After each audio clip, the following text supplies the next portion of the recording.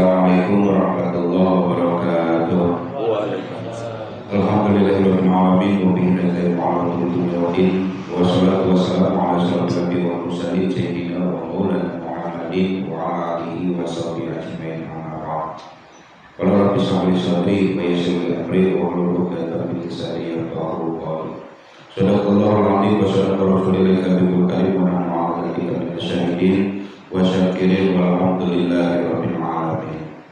Puji dan syukur marilah bersama-sama kita panjatkan kehadirat Allah yang mana pada kesempatan malam ini jarang sekali Allah kasih kesempatan buat kita untuk duduk-duduk di majelis ilmu. Banyak saudara-saudara kita yang hanya ingin duduk di majelis ilmu, banyak saudara-saudara kita yang hanya ingin kumpul di majelis zikir, tetapi karena keluangan waktu dan lain-lain sebagainya, jadi Allah belum kasih kesempatan untuk duduk di majelis ilmu. Kita yang sudah duduk, yang sudah hadir, mudah-mudahan mendapatkan keridhaan Allah Subhanahu wa Ta'ala.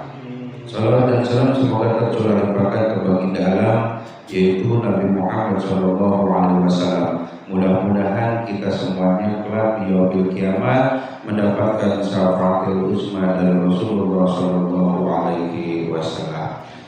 Hadirin jamaah insyaallah dimuliakan oleh Allah Subhanahu wa Ta'ala. Pada kesempatan yang lalu kita telah membahas bagaimana agar kita terlepas dan terhindar dari berbagai macam kesusahan, kebingungan, dan terutama daripada lilitan hutang.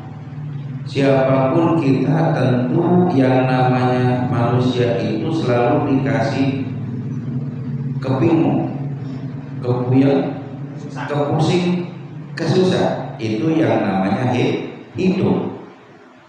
Kadang ada yang bilang, kalau ini, kalau begini, kalau susah baik mendingan enggak usah. Ada yang bilang seperti itu. Itulah kehidupan. Padahal kita belum merasakan ketika kita sudah pulang ke sana apakah enak atau tidak. Itu hanya ucapan ketika kita sedang banyak pikiran, benar kan?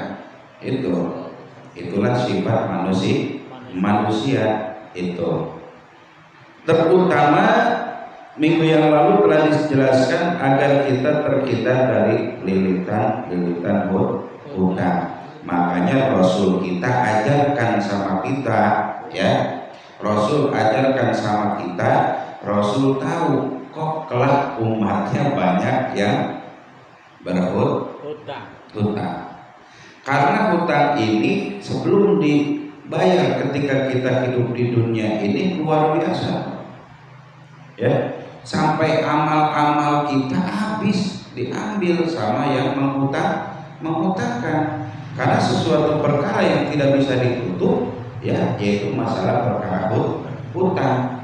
Bahkan sampai yang meninggal pun itu kadang-kadang yang masih hidup berwasiat apabila tetangga, saudara dan lain sebagainya ada yang punya hutang, silakan hubungi pihak keluarga. Kadang begitu kan? Saking apa? Saking hutang itu menghabiskan amal kebaikan kita ketika nanti di akhirat. Contoh, ya, umpama kita punya uang nih, umpama kita pinjam uang 100.000.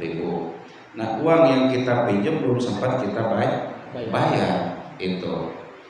Jadi yang menghutangkan itu dapat keuntungan besar.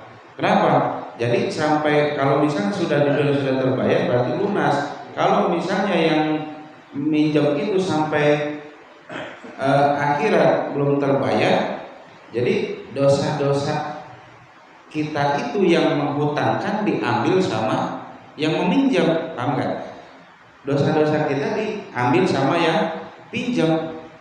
Kalau dosa-dosa kita sudah diambil sama yang pinjam, amal-amal kebaikan yang pinjam sama kita itu semuanya dikasihkan sama sama kita. Makanya Rasul sampai khawatir sama umatnya, sampai Rasul mengajarkan doanya. Ini alhamdulillah doanya ya. Doanya udah saya print ya. Ini diantaranya ada doa pelunas hutang dan doa terhindar dari hutang. Bukan berarti kita punya hutang cuman berdoa doang, bukan. Enggak bakal lunas. Kita punya hutang gede baca doa enggak lunas kalau enggak kita bayar. Ini doa agar dimudahkan. Siapa tahu min rizki Sulaih tasib, dari mana aja jalannya, begitu maksudnya. Gua ngutang, doa aja itu kan enggak bakal lunas. Yang ada kita dilaporin sama yang berwajib karena nggak mau bayar utang. Ya di sini ada yang pendek Pak nih ya. Yang pertama, Allahumma kfini bihalalika an haramika wa aghnini bifadlika aman siwa. Itu artinya, ya Allah, cukupkanlah aku dengan yang rezekimu yang halal daripada yang haram, dan cukupkanlah aku dengan karuniamu daripada selain engkau. Yang kedua, Allahumma inni a'udzubika minal hammi wal hazani wal azi wal kasani wal bukhli wa dhara'id din wa ghalabatir rizal. Ya Allah, sesungguhnya aku berlindung kepadamu dari penderitaan, kesedihan, kelemahan ataupun pikun. Nah ini ya, berlindung dari pikun. Biasanya usia kalau udah tua, kembali dari tua itu udah mulai pikun. Kita berlindung sama Allah, biarpun usia kita sampai berapa, kita jangan sampai dikasih pikun sama Allah. Orang pikun maka itu udah makan bilangnya belum gitu. Karena dari kecil kita kembali ke kecil. Ya, dari kecil kita kembali lagi ke kecil, cuman orang gede. Ngan hari orang letik ngising tinggal di lah, ada orang gede orang ada era gitu lah, ada era itu. Ya. Jadi pikun itu berlindung kemalasan, kekikiran, banyak utang, dan penguasaan seseorang yang zalim. Ini nanti saya kasihkan, saya bagikan, silakan dilengkapi dengan Latin juga, kalau nggak bisa Arabnya ada di sini. Allahumma qini bihalalika, yakin bahasa Indonesia mah bisa semua lah ya. Itu bahasa Indonesia mah Allahumma qini bihalalika naramika wa aghnini bifadlika aman siwak. Itu mah mau dibaca di maghrib mangga, mau di subuh mangga, mau setiap sholat 5 waktu juga mangga. Itu insya Allah apapun akan dimudahkan oleh Allah Subhanahu wa Ta'ala. Yang penting mah kita tenang, itu nanti dibagikan aja tadi ya. Yang penting mah kita tenang. Kan orang tenang mah ya dilihat dari raut mukanya, ya kan? Hatinya lagi kusut nih. Tapi kalau ketahuan hati seseorang itu bisa terlihat dari gambaran wajahnya.